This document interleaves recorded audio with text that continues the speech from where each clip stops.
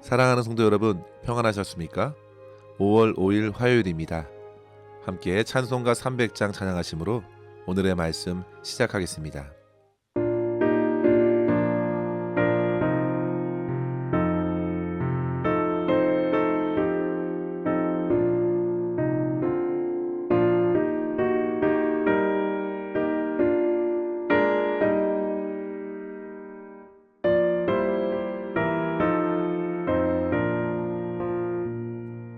내 맘이 낙심되며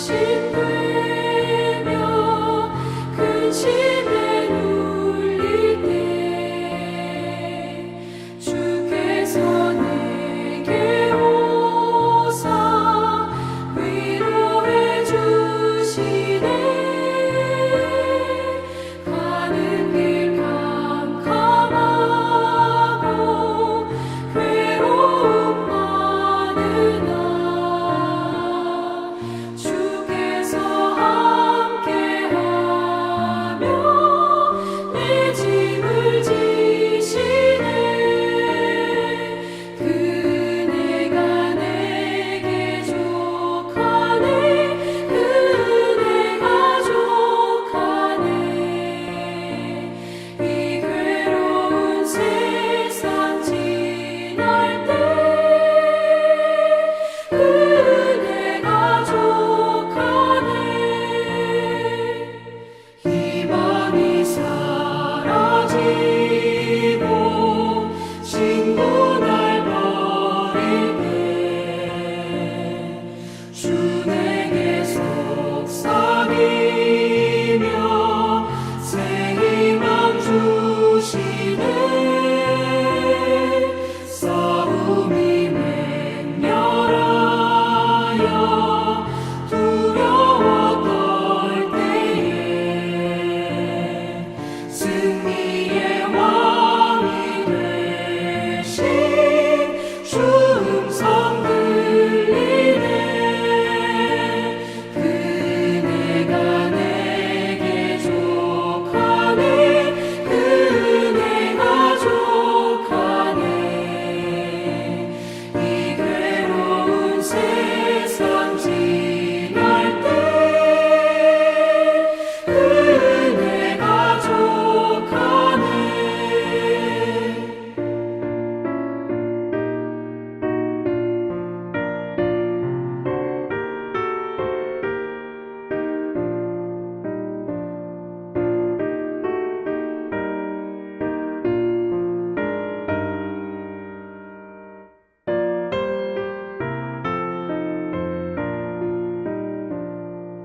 번민이 가득 차고 눈물이 흐를 때 주 나의 곁에 오사 위로해 주시네. 환난이 닥쳐와서 어려움 당할 때 주님의 능력 입어 원수를 이기네. 그네가 내게 족하네. 그네가 족하네. 이 괴로운 세상 지날 때 그네가 족하네.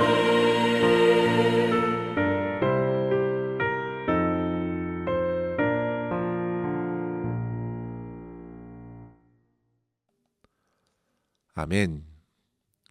이 시간 함께 나눌 말씀은 룻기서 2장 17절에서 23절입니다. 룻이 밭에서 저녁까지 줍고 그 주운 것을 떠니 보리가 한 에바쯤 되는지라.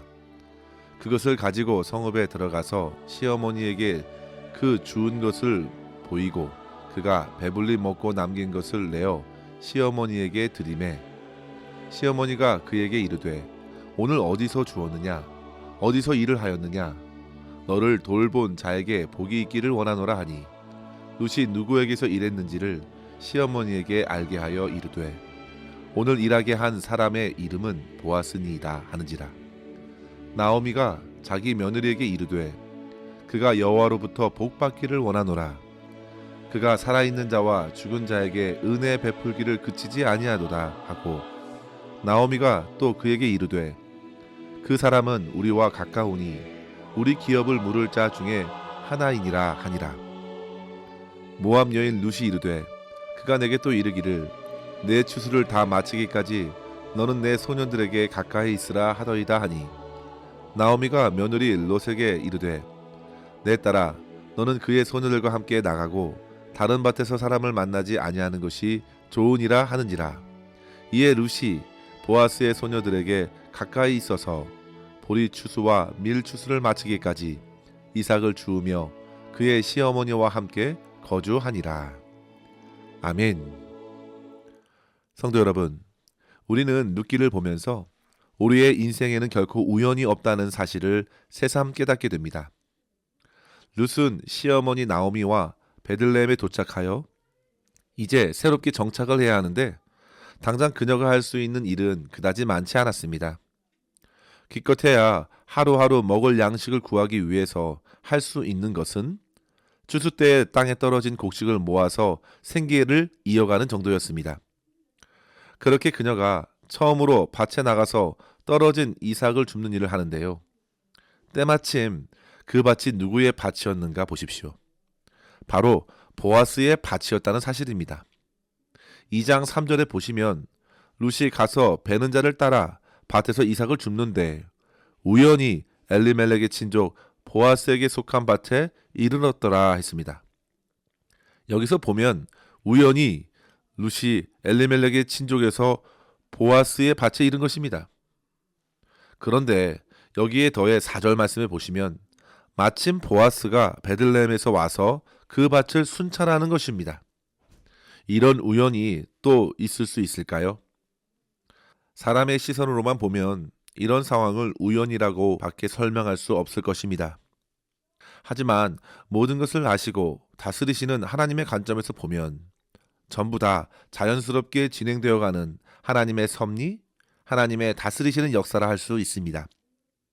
그래서 주님을 믿는 성도들에게는 세상에 말하는 우연도 없고 어쩌다가도 없고 하나님께서 때에 맞게 인도해 주시는 그 놀라운 은혜와 인도하심만 있다는 것을 깨닫는 것입니다. 보아스는 룻의 가까운 친척이었고 매우 유력한 자였으며 낯선 땅에서 살아보겠다고 애를 쓰는 룻에 대하여 어느 정도 잘 알고 있었던 사람이었습니다. 그래서 그녀를 향하여 넘치는 호의를 베풀어 줄 정도로 넉넉한 마음을 이미 갖고 있던 것입니다. 이것도 잘 보시면 한 사람이 어떤 사람을 만나는가 또한 하나님의 놀라운 역사라 할 수 있는 것입니다. 세상 사람들이 하는 말 중에 이런 말이 있습니다. 우연이 계속 반복되면 필연이 된다. 그제서야 뭔가 큰 힘이 있다는 것을 느끼고 알며 인정하는 것이죠. 같은 맥락에서 주님을 모르는 사람들도 어려운 일을 가까스로 극복하거나 피하게 될 경우 막연하게 하늘이 도왔다고 말하기도 하고요. 유교적 사고에 놓였던 우리나라 사람들은 먼저 간 조상이 도왔다고 그렇게 표현하기도 합니다. 하지만 성도 여러분, 저와 여러분들은 주님의 말씀을 통해 예수 그리스도를 통해 분명한 하나님을 만난 사람들입니다. 세상을 창조하시고 무너진 이 세상을 사랑하셔서 독생자 예수 그리스도를 보내주신 하나님을 성경에서 만났습니다. 주님을 믿는 자에게 영생의 소망을 주시고 성령의 인도를 따라 지금도 하나님의 백성으로서 이 땅을 살게 하신 그 하나님을 믿기 때문에 우리들은 결코 우연이 아니라 하나님의 역사라고 고백할 수 있는 것입니다. 사랑하는 성도 여러분, 삶의 모든 일들 가운데서 선포하십시오. 내 삶에는 어떠한 우연도 없다. 오직 하나님의 선하신 섭리만 있을 뿐이다. 그렇게 인정하면서 하나님의 선하신 은혜만을 사모하시고 믿음으로 살아낼 수 있기를 바랍니다. 로마서 11장 36절에 이는 만물이 주에게서 나오고 주로 말미암고 주에게로 돌아감이라. 그렇게 바울이 고백한 대로 하나님의 역사에 의하여 모든 만물이 지어졌고 그로 존재하고 하나님을 드러내는 것입니다. 그러한 하나님의 역사가 오늘 말씀에 룻의 하루의 삶에도 펼쳐진 것입니다.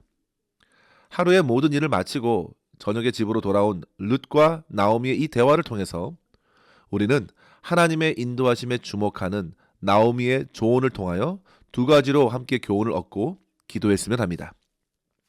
첫째로 성도 여러분, 베풀어 주신 모든 은혜에 감사하면서 그 은혜를 베풀어 준 그들을 위하여 기도하십시오. 17절에 룻이 밭에서 이삭을 주운 것을 확인하니 한 에바쯤 되었다 했습니다. 무려 22리터나 되는 엄청난 양을 메고 온 것입니다. 미국에서 쓰는 단위로 보면 갤런으로 따져보면 약 6갤런 정도 되는 무게만큼 이삭을 주운 것이죠. 학자들은 룻이 이 정도의 양을 주울 수 있었다면 결코 룻은 날씬한 여성이 아니었을 것이라는 것이 공통된 의견입니다. 힘도 좋았을 것입니다. 또한 점심을 충분히 먹으면서도 이같이 가져왔으니 이삭을 겨우 찾아서 얻은 것이 아니라 마구 담은 것처럼 많은 양을 모았습니다. 성도 여러분, 우리는 앞서 보아스가 청년에게 시킨 일을 잘 알고 있습니다. 일부러 룻이 따라올 자리에 이삭을 떨어뜨리게 했죠. 그리고 룻이 얼마나 성실하고 책임감이 있는지 모릅니다. 분명 룻이 저녁까지 일하면서 열심히 보이는 대로 모두 담았을 것입니다. 그래서 시어머니 앞에서 그것들을 꺼내었을 때에 나오미는 놀랄 수밖에 없던 것이죠. 19절 말씀 보시면 나오미가 묻습니다. 어디서 주었느냐? 어디서 일을 하였느냐? 도대체 일방적인 상식으로 얻을 수 없는 양을 가져왔기 때문이죠. 그리고 나오미는 대화 중에서도 그 사람에 관해 묻고 또 그를 위해 복을 빌었습니다. 너를 돌본 그 사람이 복을 받기를 원하노라. 룻이 그 사람이 보아스라 이야기하자 더더욱 기도했습니다. 20절 말씀에 보시면 그가 여호와로부터 복 받기를 원하노라. 그가 살아있는 자와 죽은 자에게 은혜 베푸기를 그치지 아니하도다. 분명 여기에 살아있는 자는 자신과 룻을 말하는 것이고 죽은 자에게라는 말은 더 이상 가정을 이룰 수 없는 자기 가정의 처지를 말하는 것이 분명합니다. 남편과 두 아들을 잃고 더 이상 가게를 이을 수 있는 자손이 없던 나오미의 고백과 이 기도는 자기의 능력밖에 있는 일들이었습니다. 성도 여러분, 기도는 그렇게 하나님의 도우심을 구하는 인간의 가장 기본적이고도 필수적인 간구입니다. 나오미가 할 수 있는 최선은 그렇게 하나님께 엎드려 자기에게 은혜를 베풀어준 보아스를 위하여 기도하고 또 기도하는 것이었습니다. 성도 여러분, 하나님의 축복의 통로로서 은혜를 베풀어준 모든 이들을 위하여 우리 또한 기도를 통하여 진심으로 축복할 수 있기를 바랍니다. 물질적인 도움을 받거나 정신적인 위로를 받았을 때에도 그들을 위해 기도하는 것만큼 중요하고 귀한 것은 없습니다. 분명 사정이 나아져서 물질로 대가 아플 수도 있습니다. 하지만 성도 여러분, 그것은 그 이상은 될 수 없습니다. 기도는 다릅니다. 기도를 들으시는 하나님께서는 당신의 더 풍성한 사랑과 능력으로 그 사람과 그 인생을 이끌어 가실 것이기 때문에 기도의 응답이 어떻게 펼쳐질지 사람으로서는 가늠조차 할 수 없기 때문입니다. 성도 여러분, 기도를 들으신 주님께서 선하게 이끌어 주시기를, 더 큰 은혜로 주의 사람들을 붙드시고 채워주시기를 부단히 간구할 수 있기를 바랍니다. 사실 부한 사람들과 지위를 갖고 있는 사람들에게는 기도가 더더욱 많이 필요합니다. 왜냐하면 아무리 부자이고 높은 지위를 갖고 있다 해도 그들이 안고 있는 여러 걱정들과 문제들이 있고 말할 수 없는 여러 가지 시험에 놓이는 경우도 있기 때문입니다. 따라서 하나님의 섭리를 믿고 신뢰하는 성도로서 저와 여러분은 모든 것을 하나님의 능력의 손 위에 온전히 맡기는 기도와 간구로서 주님의 도우시는 은혜에 감사하고 은혜의 길목에 아름답게 쓰임받는 소중한 손길들을 위해 기도하면서 주님의 풍성한 역사를 풍성히 경험하면서 하나님께 영광이 될 수 있기를 주의 이름으로 간절히 축원합니다. 둘째로 성도 여러분, 우리들은 감춰진 하나님의 뜻에 주목하고 주신 말씀을 따라 순종하며 살아갈 수 있어야겠습니다. 나오미는 루시 말한 보아스가 바로 기업 물을 자 중에 하나라고 20절에 언급합니다. 기업 물을 자, 여기서 말한 고엘은 중동 지방에서 오래전부터 내려온 일종의 관행이었습니다. 이러한 고엘 제도는 두 가지로 나타났는데요. 하나는 친족 중에서 어떤 사람이 다른 사람에 의해 살해당하면 가장 가까운 사람이 그 살인자를 찾아서 복수하는 고엘이 있었고요. 또 다른 하나는 룻기에서 보시는 바대로 과부를 도와주는 고엘입니다. 창세기에 보시면 유다의 큰 아들 엘이 자식을 낳지 못하고 죽게 되자 유다는 동생 오난에게 내 형수에게 들어가 형의 아이를 낳도록 한 것이 바로 고엘이었습니다. 즉 형의 대가 끊어지지 않도록 그 가정이 회복될 수 있도록 형수와 관계를 갖는 것입니다. 그런데 그런 기업을 모르는 과정에서 고엘을 감당하는 사람은 반드시 적잖은 손해를 감수해야 합니다.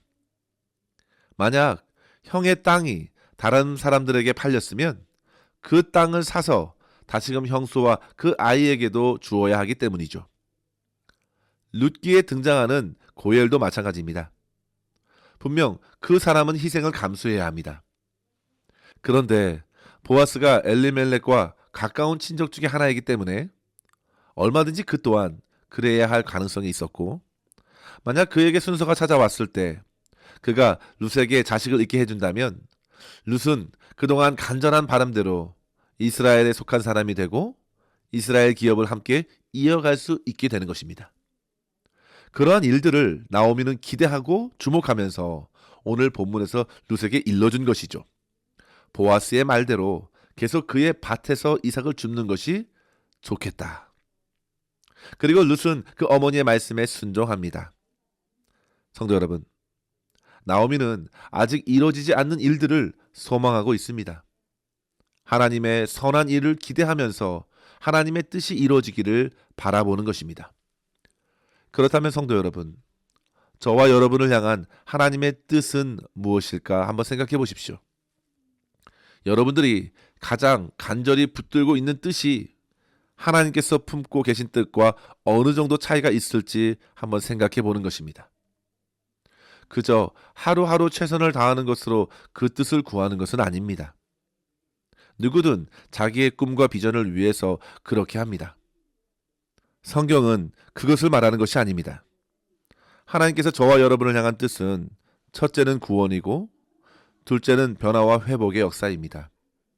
오늘 나오미와 룻의 인생을 기업 물을 자를 통하여 구원하시고 회복시키려 하신 것과 마찬가지로 저와 여러분의 삶에 기업을 세워주신 예수 그리스도께서 이 땅에 오신 것입니다.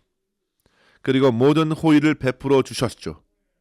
그 은혜에 우리는 감사하며 나오미가 그런 것처럼 주님과 주의 날을 위해 우리 또한 기도하는 것입니다. 또한 보아스가 한 말처럼 예수 그리스도께서 저와 여러분에게 하신 말을 따르는 것이 최선입니다. 바울 같은 사람도 주님을 만나 철천지 원수 같던 이전의 삶에서 구원받았습니다. 그리고 주님의 뜻대로 자신을 새롭게 하시는 하나님께 인도받는 것입니다. 그가 데살로니가전서 4장 3절에 선언하였습니다. 하나님의 뜻은 이것이니 곧 너희의 거룩함이라. 그리고 그 뜻을 위해서 살아가는 비결은 곧 디모데전서 4장 5절에 이르길 하나님의 말씀과 기도로 거룩하여 지민이라 했습니다. 성도 여러분, 저와 여러분을 향한 하나님의 뜻은 하나님께 속한 자로 구원받고 거룩한 주님을 닮는 것이라는 사실을 기억하시고 오늘도 내 안에서 일으키시는 하나님의 그 선하신 뜻을 구하면서 주신 말씀 안에서 참된 변화와 성장을 이루어 가시는 그러한 축복된 삶을 통하여 하나님께 영광 올려드리는 삶을 살아낼 수 있기를 주의 이름으로 간절히 축원합니다. 기도하겠습니다. 하나님 아버지 감사합니다. 오늘도 주의 말씀으로 우리의 영혼을 깨워 주님만 바라보게 하여 주시니 감사합니다. 아버지 하나님, 저희들은 주님의 은혜가 절대적으로 필요합니다.